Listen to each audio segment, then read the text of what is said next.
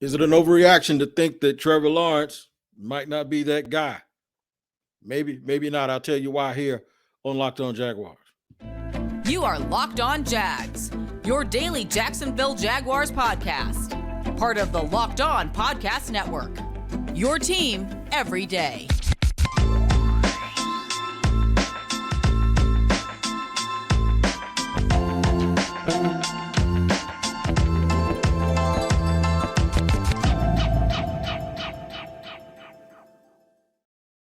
Thank you for joining us here on Locked On Jaguars on a Monday. The Jags are 2-3. We'll get to that in just a second, but we thank you for joining us and making us your first listen here on Locked On Jaguars, because it's your team every day. And I'd like to remind you that we are free on all platforms, wherever you get your podcast. Make sure you like and subscribe on the YouTube page as well. Today's episode of Locked On Jaguars is presented by PrizePicks. PrizePicks is daily fantasy made easy. Pick 2 to 5 players, and if they score more or less than their PrizePicks projection, you can win up to 10 times your money on your entry. First-time users can receive a 100% instant deposit match up to $100 with the promo code Locked On. The PrizePicks.com, that's PrizePicks.com. The promo code is Locked On. Lots of chatter on all social media platforms and TLs today about Trevor Lawrence. I'm going to try to get to all of the things that I will get to this in the first. I'm going to mention all of the things that all the armchair quarterbacks and I call them the sectional quarterback coaches are trying to say is wrong with him. And they're trying to tell you that what you see isn't real. I'm going to get to those people too. All of the program directors who tell people what to say or what not to say on the podcast about what we see.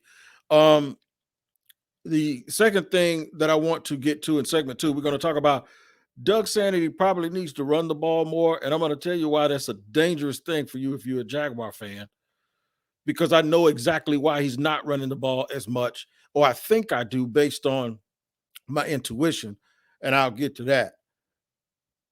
I'm going to tell you what the Jaguars absolutely need to do. This is the silver lining portion of the of today's show.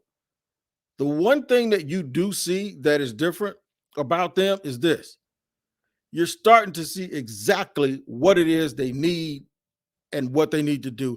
And it's not a whole lot.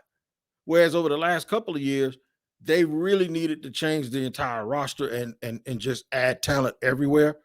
It's not necessarily the case now. So one of the silver linings is, and it ties into why I think Doug's throwing the ball, is because you got to actually see what you have. So I'm going to name the things that I think the Jaguars need to focus on, and it's not a whole lot.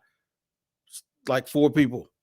It's 4 positions, so you think that's a lot. No, it's 4 guys, 2 in free agency and 2 in the draft, and we'll go over that.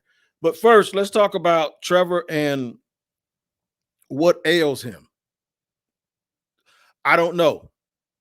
I spent the better part of the last 2 days attempting to run down my quarterback coaching buddies. To no avail, they're all busy. So I don't know. I'm not going to sit here and tell you I talked to somebody and I didn't do it. I don't know what ails him. I know what it looks like that ails him, and I know from sitting in the press box with the guy who used to be an NFL head coach, some of the things that he was saying. And I don't mention his name because I didn't ask him permission to, but these are things that I heard. Let's break down what we're hearing. We're hearing stuff about his accuracy. And then we're hearing stuff about his mechanics. And the bad mechanics can lead to accuracy. The main thing we're hearing about his mechanics are his feet. And then we're talking about, does he have a sense of the moment? The accuracy problems come in when you see him overthrowing people constantly. It happens early in the games more than it happens anywhere else. But it's a problem because he does have a tendency to do that. When guys are wide open, he overthrows them. I also think that he tries to fit balls into places where he really, really shouldn't try to fit them into. I really do believe that he tries to do hero ball. And I think that hurts him because he does it at the wrong time. So that leads to the third one, the feel for the game. To me, that's the biggest problem because he tries to do things that he should not do. And it's almost as if he tries to do those things when he should not do them. And he's oblivious to what's going on. I'll give you an example. On 3rd and 4, don't chunk the ball 27 yards downfield. Man, get the first down. That's what they did in their 2 victories. 3rd and 4, we get 5. And it's okay to be a game manager, and it's okay to not have to get a whole chunk of everything. It's okay that you don't have to try to look like Patrick Mahomes or Josh Allen or Justin Herbert on every single throw. I used to tell basketball players this. Guy said, I'm going to go out and show the scouts today, when I was on the AAU circuit, I'm going to show the scouts today what I can do. Don't ever play a game to try to show people what you can do. Just play the game, and people that are watching will see what you can do. When you try to show one particular skill, sometimes you're doing it when you don't need to. Trevor doesn't need to throw the ball into a window so he can be all over Twitter and everyone can go sheesh the next day. You want to win the game. And as poorly as he played yesterday, if they find a way to win, like instead of him throwing that ball into the end zone and letting Derek Stingley pick it off, if they win the game today, everybody will be saying, look, he needs to improve, but they found a way. This team found a way to lose those games in the past. And that's what makes everybody so angry. Podcast editor. What makes folks so angry is they don't want to see things look the way they used to because they look like that for a long, long time, and you just want to be past it. You don't have to win every game. They didn't win in Philadelphia, and everybody didn't go crazy. The only thing that they went crazy about is the fact that he had 5 turnovers all on his own. So now we're looking at the second week in a row, and he's taking responsibility for it. And now you even have his coach, Doug Peterson, who after the first couple of times it was questioned why he didn't run the ball. Doug says, you pass the score and you run the win. That's the game plan. Now he sounds a little bit more docile when he says we need to run more. That's on me. That's for the crowd that thinks that Doug is somehow putting Trevor in a bad situation by having him throw it 40 some odd times. I'm going to tell you why that line of thinking is going to take you back to a place where you don't want to be, but it just might be reality. That sounds like something you say about Blake Bortles. It really, really does. It sounds like something you say about Blake Bortles. I'll tell you why I say that, and I'll do it in segment 2 on Locked On Jaguars. First, let me tell you about PrizePicks. Listen, man, I messed up yesterday. I had a guy that I thought would get more yards than he was projected to, and he didn't come close. But I almost had all of them because I did have Dameon Pierce getting more yards than they said. Trevor Lawrence didn't meet his quota. He didn't. So I missed out on Trevor Lawrence. He actually went over. I didn't think he would go over, but he went over on yards. I had him going less because I thought they would get ahead and they would run the ball and run the clock out. So I screwed that up. You can go to prizepicks.com or download the PrizePicks app and play these daily fantasy games that I played yesterday. You look at the entries. They have player projections. You have to decide whether it's going to be more or less. And if you do it the right way, man, you can get up to 10 times your wager or what you put down. It is great, man. You need to pick 2 to 5 players for that to happen. Now, you download the app or go to prizepicks.com. You're going to get a 100% instant deposit match up to $100 on your first deposit with the promo code Locked On. If you decide to put $50 on your first deposit, you'll get $50 as an instant deposit match on your initial PrizePicks sign up. You got to use the promo code, though, man. The promo code is locked on. Do it today and play the game for Monday night and see how you like it. I think you'll enjoy it. All right, rolling along here on Locked On Jaguars, where we sitting here trying to come up with things to say about the Jaguars being 2-3. And with a lot of that goodwill that they built up and a lot of the confidence that they appeared to have, and a lot of fans had changed their mind. And when I was walking up to the stadium, that's one of my favorite things to do. Before we get to the media area where I go up to the press box, one of my favorite things is walking up to the stadium. And particularly this year, it seemed to be different. When you used to walk up to the stadium, folks were there just to have a good time, and they were hoping and wishing. This year, in the two regular season games, as you walked up to the stadium, they really thought, we're going to win. They're partying with a purpose. They know they're going to win. The people felt like they're going to win games. I think that might have to be put on ice until the Jaguars actually start winning again. Because now, as they were creeping out yesterday of the stadium, it really, really looked and sounded familiar to what we've heard in the past. And one of the things that you keep hearing is they need to run the ball more. Why does he keep throwing? Why is he putting Trevor in these situations? He can clearly see that his quarterback is having a bad day. You got to help him out. Why is he doing it? Right? So I'm going to tell you why that's problematic. Because Doug Peterson is who he is.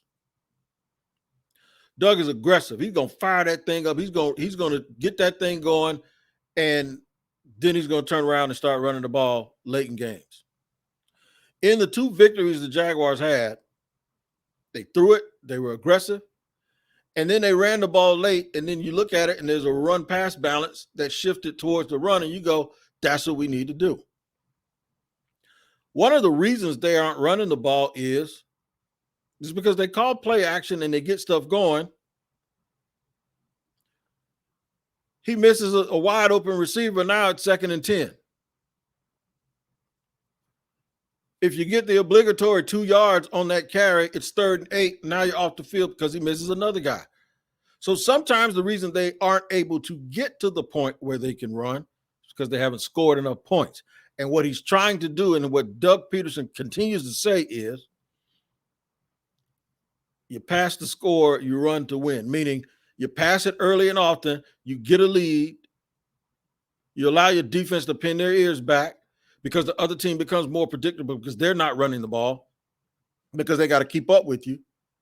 And then when you get it, you run the ball and keep their defense on the field and make them suck win. You run it on first down, run it on second down, and if you got third and short, you convert. It's a blueprint.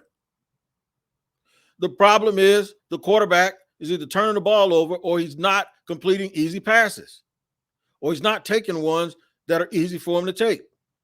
You know how many times yesterday I sat there and I heard former NFL coach call it out before Trevor, throw it to him, throw it to 11. 11's open. Why did he go that way? He's open. And Trevor throws it, and then it's like it was a pick and stick situation, like you waited to throw it. Or you try to throw it in a double coverage instead of taking your check down. It's there. Go watch the tape. You'll see it.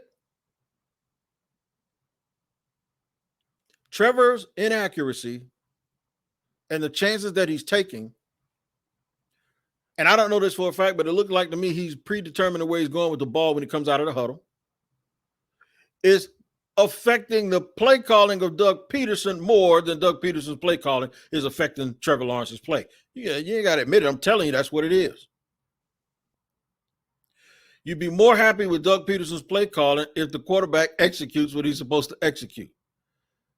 And you got people out here saying it's not that bad. It is that bad because Doug Peterson is calling plays as if he has a star quarterback who can make simple, easy throws. And those throws aren't being made. Doug Peterson didn't just wake up yesterday and figure this out. And let me tell you what part of the problem is. And this is going to strike right at folks that used to say something that used to drive me crazy. The problem is when Trevor was 18 years old Everyone saw what he did to a Nick Saban defense, and they scored 40-some-odd points, and they blasted Alabama in a playoff game. And there were people that night that said he can play in the NFL right now. He never played. He was okay for the next 2 years. He was pretty good, but he wasn't that good. That night, him and Justin Ross, when they went head up to Nick Saban's Alabama team, they had Trayvon Diggs and all these, they battered the Alabama Crimson Tide, and folks saw him and said, he'd be the number one pick in the draft right now, and he can play in the league right now. So those folks that I'm taking a swipe at, and y'all know who you are, you know it's on the way, a lot of my clients and friends that always seem to tell you that they think Alabama can beat the worst NFL team, you done lost your mind.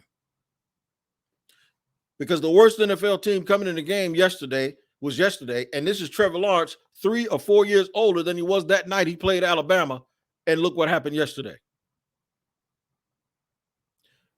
Ain't no college team coming close to beating an NFL team.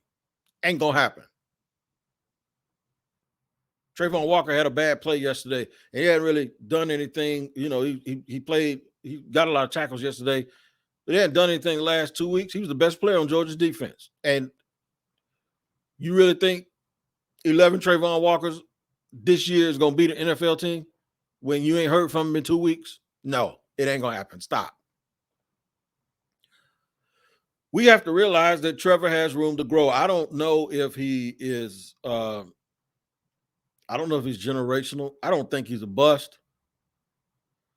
But the fact that Doug Peterson is now saying we got to run it more, and the fact that folks really believe that taking the ball out of Trevor Lawrence's hand and focusing on the run and managing the game and basically treating him like kid gloves, it doesn't bother people that they sound like they're talking about Blake Bortles. Because that's exactly what it sounds like. I think Doug Peterson needs to keep doing what he's doing, and the kid is either going to get it or he won't. Now, there's a way that you can probably be a little smarter and try to win some football games. Because I think if they run the ball yesterday on the 5-yard line, they give them, themselves probably, if they get up to 13-6, I think this game is a lot different yesterday. And I don't believe that things stay the same. And I think, and all those people out there think Davis Mills is better. Davis Mills had 135 yards passing. And I ain't going to beat up on Josh Allen and those guys too much because he was getting the ball out really, really quick. So it wasn't time for them to get there and make a sack. But the point that I'm making is Doug Peterson should keep doing what Doug Peterson is doing and continue to be aggressive and try to throw the ball to get to the run so the run is more effective. And folks like to look at stats real quick and go, Travis Etienne had 10 carries for 71 yards. Yeah, he had 2 carries for about 48 yards on like the first 2 carries of the game. So let's not sit here and act like every time they gave him the ball, he got 7 yards. It's not what happened. It's not what happened at all. He had like 8 carries for 23 yards after those first 2. So, mind you, I think Doug tries to open up some of the game and keep those linebackers from doing all that filling and keep the safeties from going inside of the box. One thing you'll realize, though, is this. Teams have seen tape. Usually after week 3, they get a tape and they get booked. And it's not just on players and their tendencies, but they get tape to see what it is that teams do well and what the teams have tried to purposely stop Christian Kirk the last 2 weeks. Christian Kirk didn't just forget how to play football after those opening 3 games. Teams have now said, no, you're going to get somebody else that's going to beat us. We're not going to let him do it. Which leads me to this. The Jags need more superior talent on offense. I'm going to tell you in segment 3 why I believe that is more obtainable than you might think.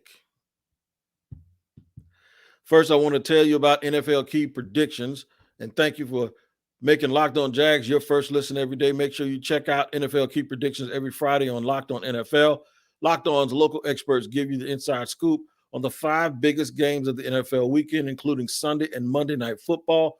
plus betting advice from the field's leading experts, BetOnline. Follow NFL Key Predictions every Friday night on Locked On NFL, available on the Odyssey app, YouTube, and wherever you get your podcast. I'll tell you where I think the Jags need their talent to come from and what positions. And I'll also tell you why it's probably not that far off that they'll be able to obtain it. And I'll do it in just a second here on Locked On Jaguars. Built Bar Puffs. And if you haven't tried a Built Bar Puff yet, you are basically depriving yourself of one of life's greatest joys. And guess what? There's a new flavor. It's called Indulgent Cookie Dough. That's right, cookie dough. Oh my God.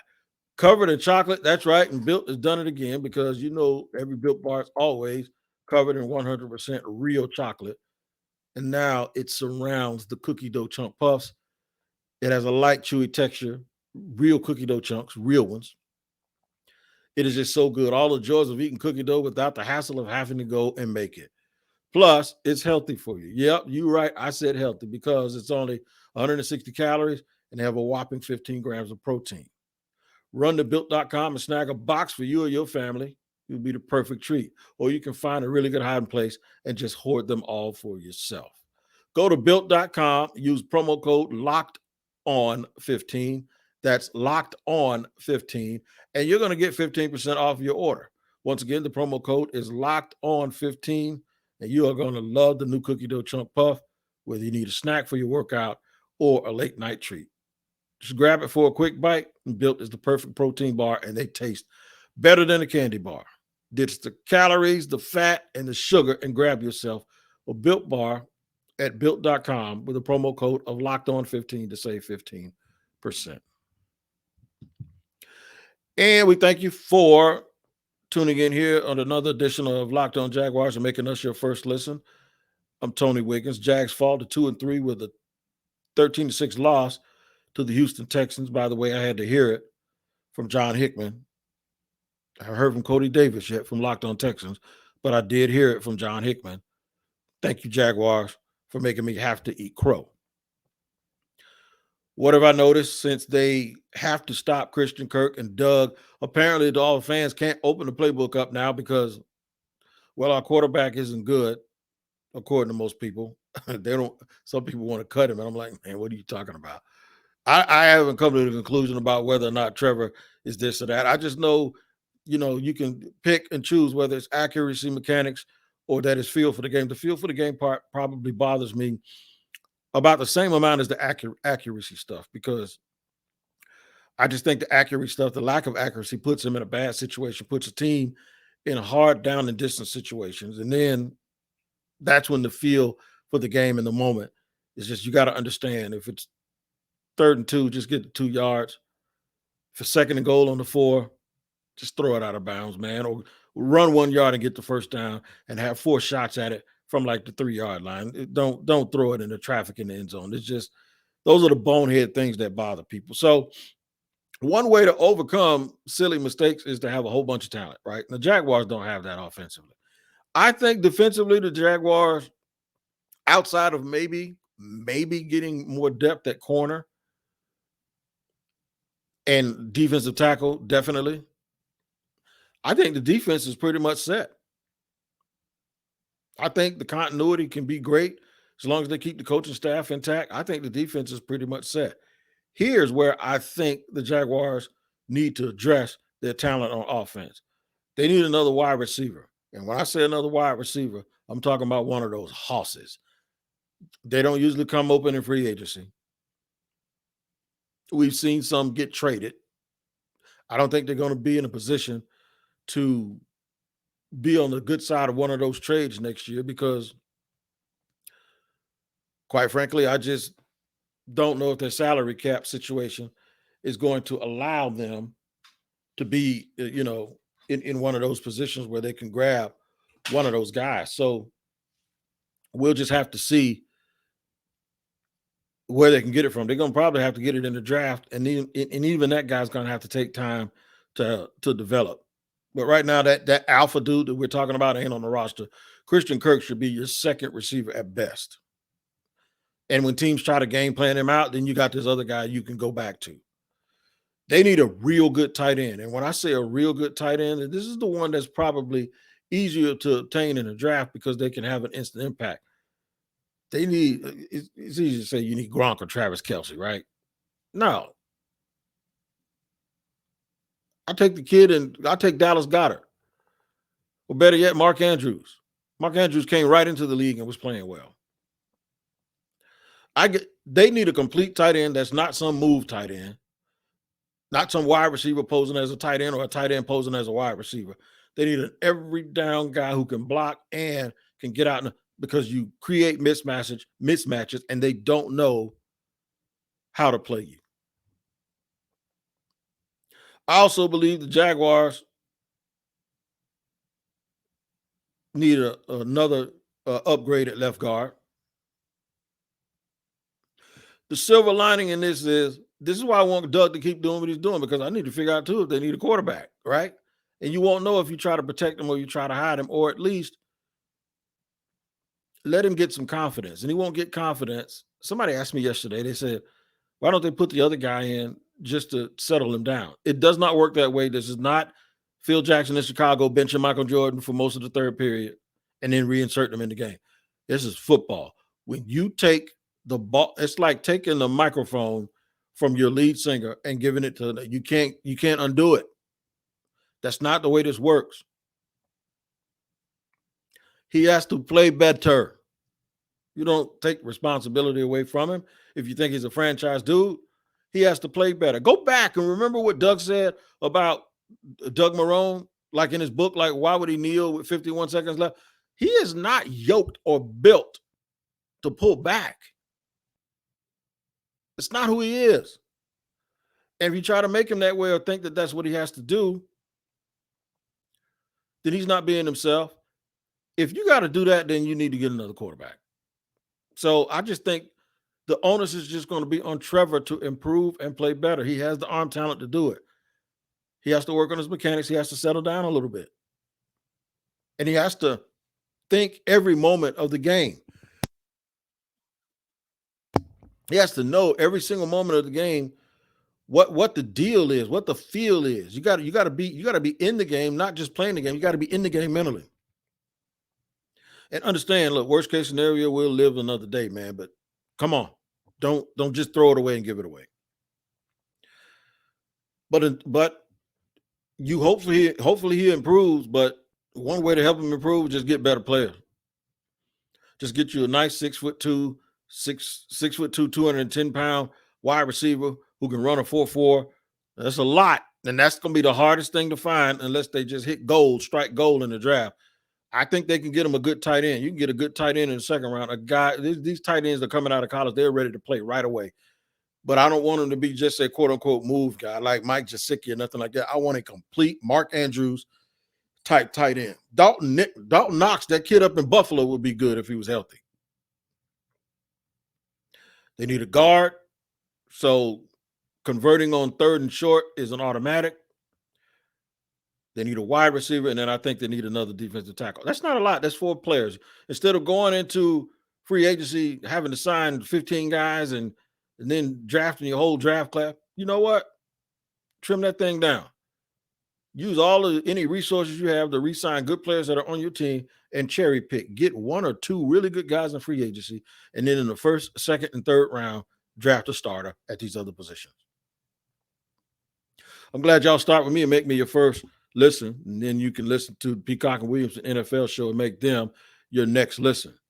Brian Peacock is great, and Matt Williams is fabulous, also a former NFL scout, and that show is fabulous, and it gives you a perspective that you can't get anywhere else. So make sure you check out the Peacock and Williamson NFL show. Like and subscribe wherever you get your podcasts. I'm going to check out the press conference and then tell you guys tomorrow what Doug Peterson has to say about this team's performance and where they'll move forward. We'll do all of that tomorrow on Locked On Jaguars. Until then, you guys take care of yourself, like I always say, and take care of each other also.